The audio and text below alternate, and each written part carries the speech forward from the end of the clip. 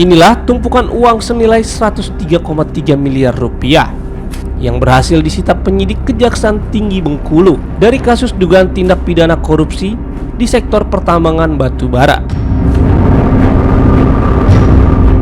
Uang ini dipamerkan sebagai bentuk transparansi, sekaligus bukti keseriusan penegak hukum dalam menangani perkara besar yang menyeret 12 tersangka. Di antaranya 5 bos tambang yang memiliki peran penting dalam praktik ilegal tersebut. Selain itu, turut terlibat pula pejabat dari BUMN, Sukovindo, Inspektur Tambang, dan pejabat di Kementerian ISDM.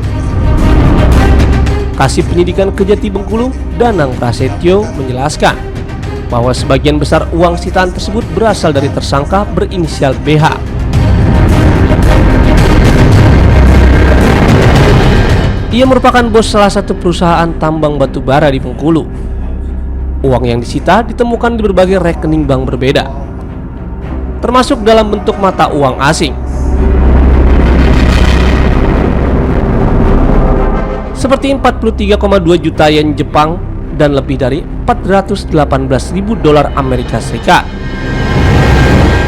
Jika dikonversi ke mata uang Indonesia, nilainya mencapai miliaran rupiah. Ini yang jelas uang semuanya ini kan hasil dari tindak pidana. Jadi di sana bukan hanya tindak pidana korupsi, ada tindak pidana pencucian uang, kemudian tindak pidana penyuapan maupun perintangan, obstruction of justice. Yang disampaikan pertama tadi kami koreksi, namanya Ardi Setiawan, itu selaku Inspektur Tambang di Bengkulu.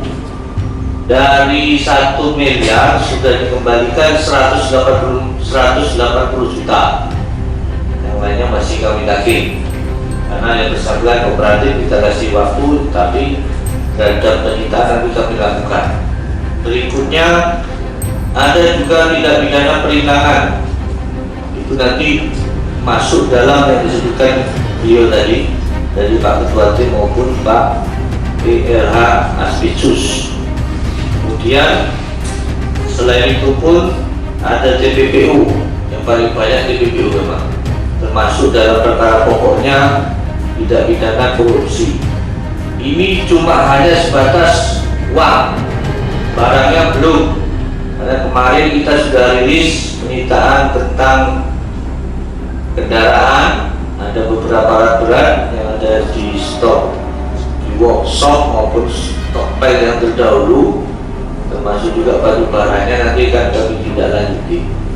Jadi 103,364.602.345 rupiah ini dari keempat tindak pidana yang saya sebutkan tadi, dan ini menjadi barang bukti dalam perkara. Ini ada emasnya maupun nanti ada emas maupun yang lainnya.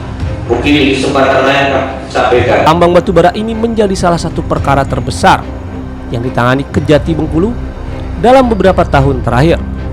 Mengingat besarnya nilai kerugian negara dan banyaknya pihak berpengaruh yang terlibat dalam sektor pertambangan daerah.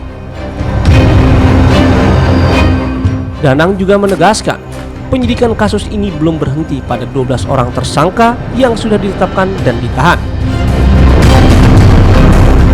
Pihaknya masih terus mengembangkan penyelidikan untuk menelusuri kemungkinan adanya keterlibatan pihak lain dalam jaringan korupsi tambang tersebut.